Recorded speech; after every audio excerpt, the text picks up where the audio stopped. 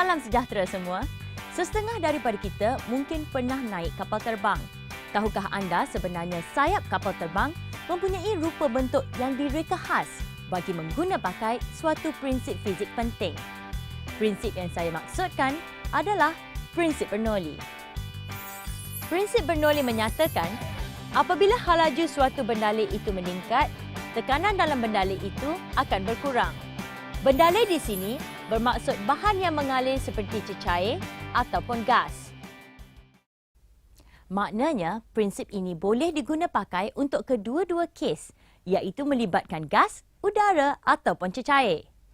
Untuk permulaan, mari kita lihat bagaimana pergerakan udara atau gas akan menyebabkan perubahan tekanan menurut prinsip Bernoulli. Sekarang saya nak anda cuba ambil dan pegang sehelai kertas A4 seperti ini. Kemudian anda tiup di bahagian atas kertas macam saya buat ni.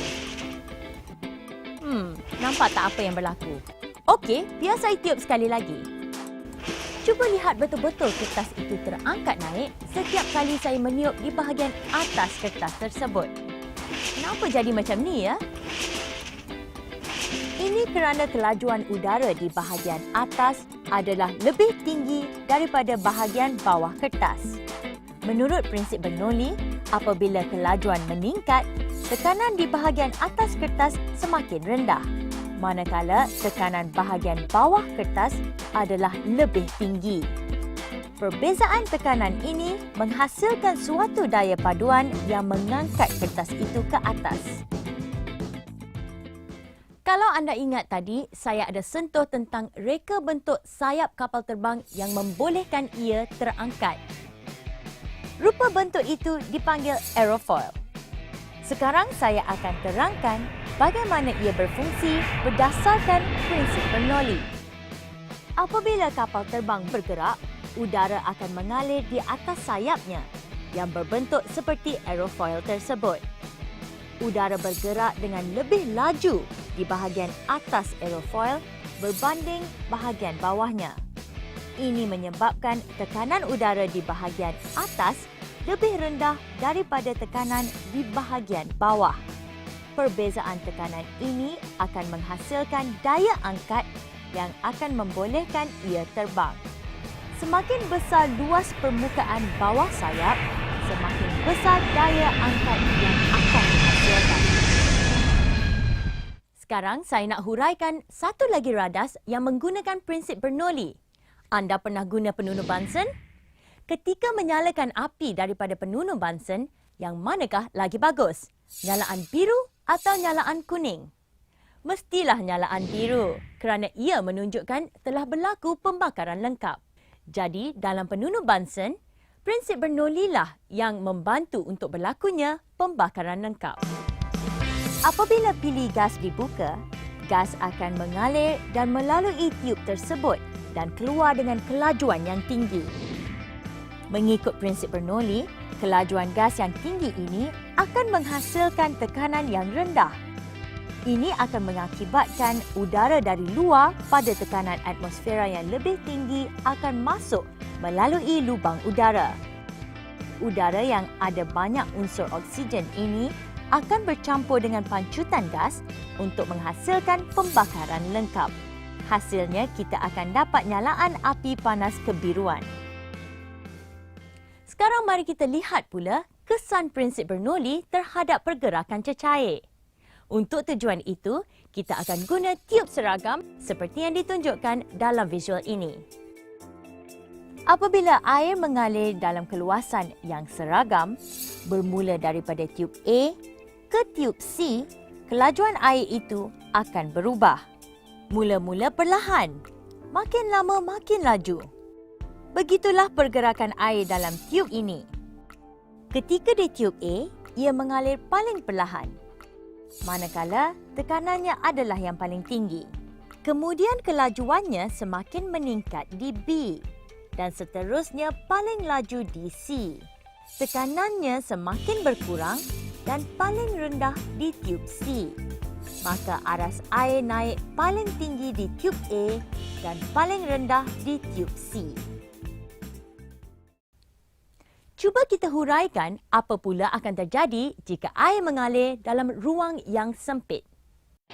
Ketika cecair mengalir dalam ruang yang sempit, kelajuannya akan bertambah laju. Ini menyebabkan tekanannya berkurang. Oleh itu, paras air di tiub yang kedua itu akan jadi lebih rendah daripada tiub yang pertama. Tahukah anda, ketika ribut melanda, atap-atap atau bumbung rumah yang tercabut itu adalah contoh aplikasi prinsip Bernoulli. Apabila angin kencang melalui bahagian atas atap, tekanan di sekelilingnya menjadi rendah. Manakala tekanan udara di dalam rumah adalah lebih tinggi. Perbezaan tekanan ini menghasilkan daya paduan yang menyebabkan atap rumah tersebut terangkat. Mana-mana atap rumah yang dibuat daripada zinc atau asbestos menjadi mudah tercabut ketika ribut kerana ia lebih ringan. Ada lagi satu contoh yang menarik. Anda pandai naik motor? Tahukah anda ada bahaya yang menanti walaupun kita sedang bawa motor dengan berhati-hati ketika di lebuh raya? Situasi yang saya maksudkan adalah seperti berikut. Apabila sebuah bas bergerak memotong dengan laju di sebelah motor anda, kelajuan udara di antara motor dan bas itu adalah sangat tinggi. Ini menyebabkan tekanan di situ menjadi rendah. Manakala tekanan yang lebih tinggi di bahagian kiri motor akan menghasilkan daya tolakan. Akhirnya, motor tersebut akan tertolak ke arah bas tersebut. Bayangkan jika motor itu tidak dapat dikawal, ia akan menyebabkan berlakunya kemalangan. Sebenarnya ada banyak lagi penggunaan atau aplikasi kepada prinsip Bernoulli seperti penyembur minyak wangi, karburator kereta dan sebagainya. Berikut adalah contoh soalan peperiksaan mengenai prinsip Bernoulli. Rajah berikut menunjukkan sebuah sayap kapal terbang yang berbentuk aerofoil. Pernyataan manakah yang betul apabila kapal terbang itu bergerak semakin laju? A. Tekanan di Y lebih besar dari di X. B. Tekanan di X dan Y adalah sama.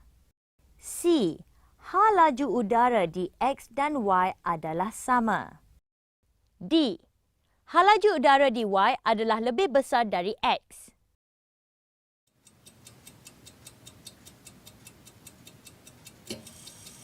Jawapannya ialah A. Di antara kesilapan lazim ketika menghuraikan aplikasi aerofoil, para pelajar sering menyatakan seolah-olah tekanan rendah yang menyebabkan laju udara di bahagian atas aerofoil semakin laju. Sebenarnya, apabila kapal terbang bergerak laju, ia akan menyebabkan kelajuan udara di bahagian atas aerofoil bertambah. Hasilnya, tekanan udara semakin berkurang. Mulakan huraian anda dengan fokus kepada perubahan kelajuan udara dahulu. Kemudian, barulah huraikan perubahan tekanan yang berlaku. Sekarang kita imbas kembali pernyataan asas kepada prinsip ini.